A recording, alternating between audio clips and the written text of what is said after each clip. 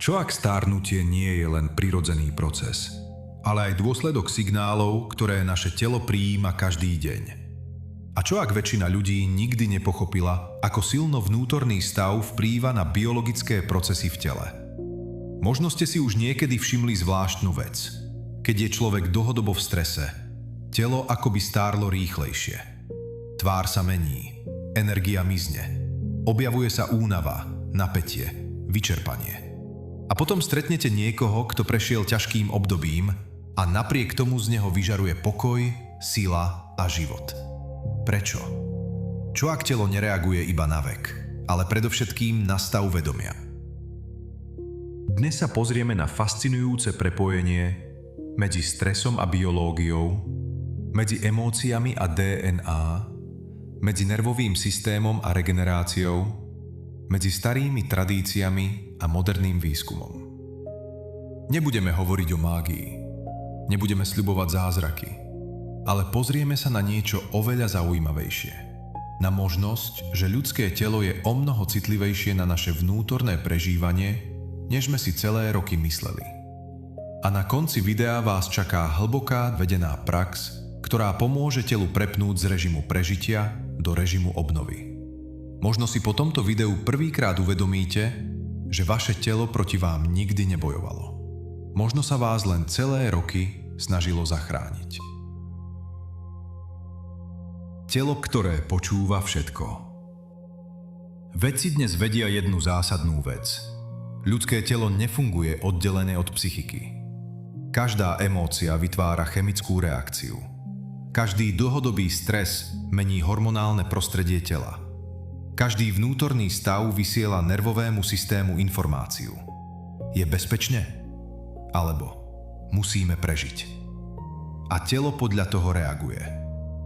Keď človek žije roky v napätí, strachu, úzkosti alebo chronickom vnútornom tlaku, telo prepína do režimu obrany.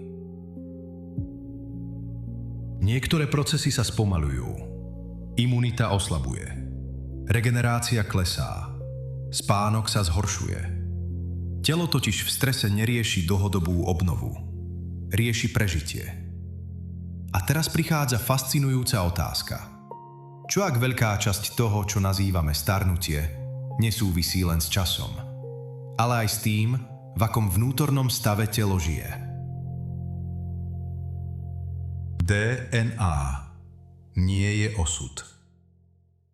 Dlhé roky sa ľuďom hovorilo: máš gény po rodičoch, to je tvoj osud. Ale moderná epigenetika ukázala niečo oveľa zaujímavejšie. DNA nie je pevný rozsudok. Gény sa zapínajú a vypínajú podľa prostredia. A súčasťou toho prostredia je stres, spánok, výživa, pohyb, emócie, nervový systém a dlhodobý vnútorný stav. Predstavte si DNA ako obrovskú knižnicu.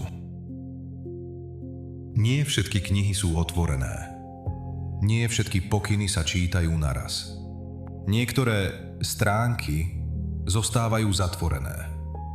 Iné sa aktivujú. A otázka znie, čo rozhoduje o tom, ktoré časti sa aktivujú? Práve tu vstupuje do hry epigenetika. Nie samotný gén, ale signál, ktorý telo dostáva každý deň. To znamená, že človek môže mať určitú genetickú predispozíciu a nikdy sa nemusí naplno prejaviť. Alebo naopak.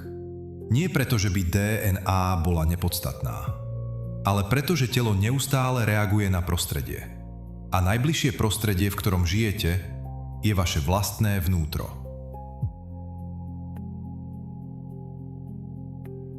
Nervový systém. Skrytý prepínač tela. Existujú dva základné režimy fungovania nervového systému. Prvý – boj, útek, napätie, prežitie. Druhý – pokoj, obnova, regenerácia. V modernom svete veľa ľudí prakticky nikdy neopúšťa prvý režim. Notifikácie, chronický stres, neustála stimulácia. Modré svetlo v noci, nedostatok ticha, nedostatok spánku. Telo je stále v pohotovosti. A keď je telo v pohotovosti príliš dlho, začne zabúdať, ako vyzerá pokoj. Možno práve preto sa dnes ľudia cítia unavení, aj keď fyzicky nič nerobia. Ich nervový systém nikdy nevypína.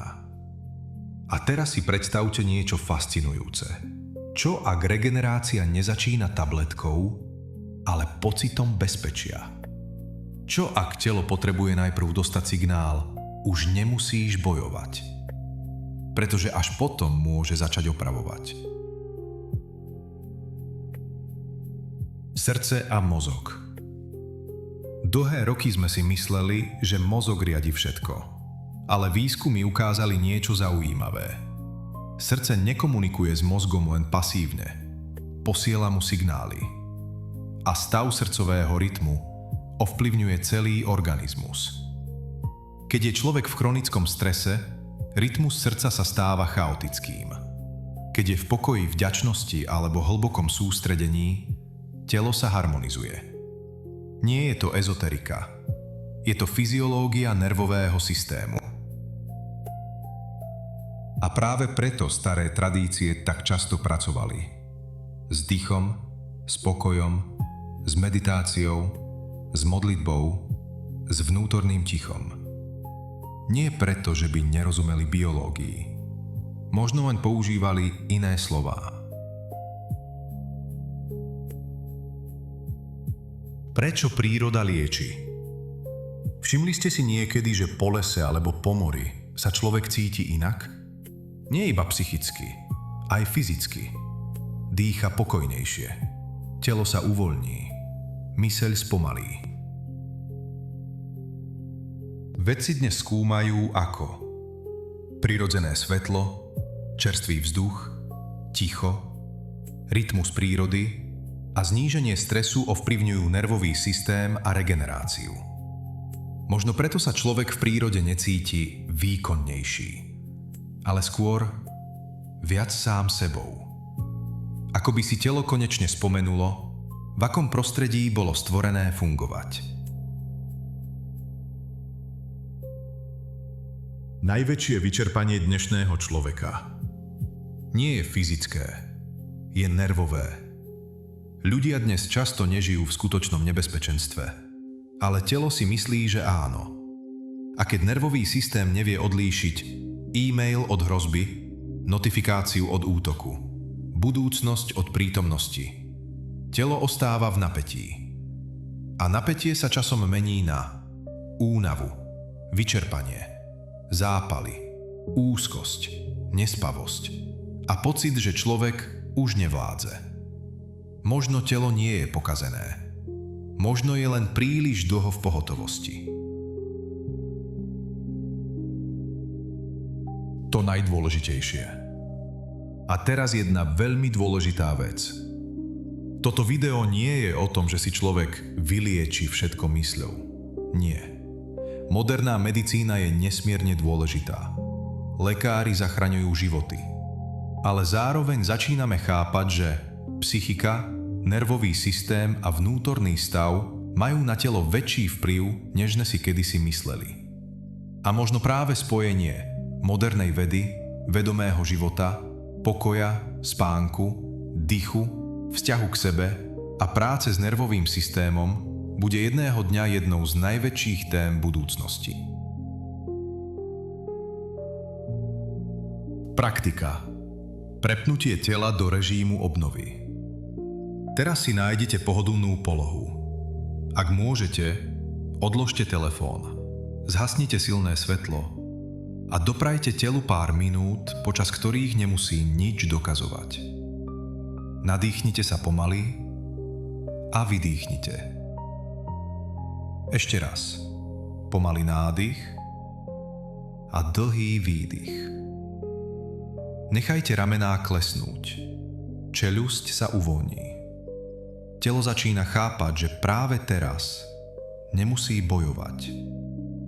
Presuňte pozornosť do stredu hrude.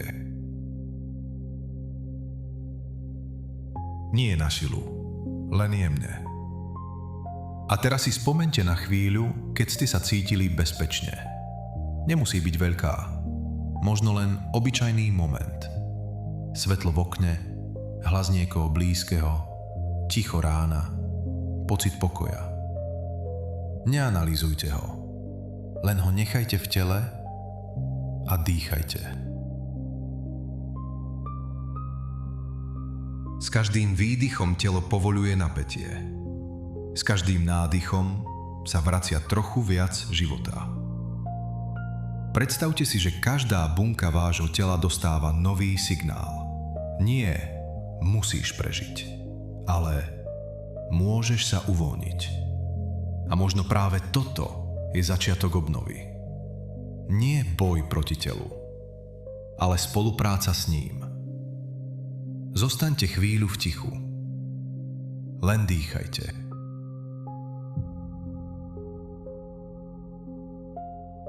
A vnímajte, že vaše telo vás celé roky možno nebrzdilo. Možno vás len chránilo najlepšie, ako vedelo. Existuje verzia života, v ktorej človek nie je neustále vyčerpaný. Verzia, v ktorej telo nemusí každý deň bojovať. A možno sa k nej nevraciame cez tlak, ale cez pokoj. Ak ste toto video dopozerali až sem, napíšte do komentára jednu vetu. Moje telo si pamätá pokoj. A potom si všimnite, koľko ľudí dnes v skutočnosti netúži po dokonalosti, ale po návrate k sebe.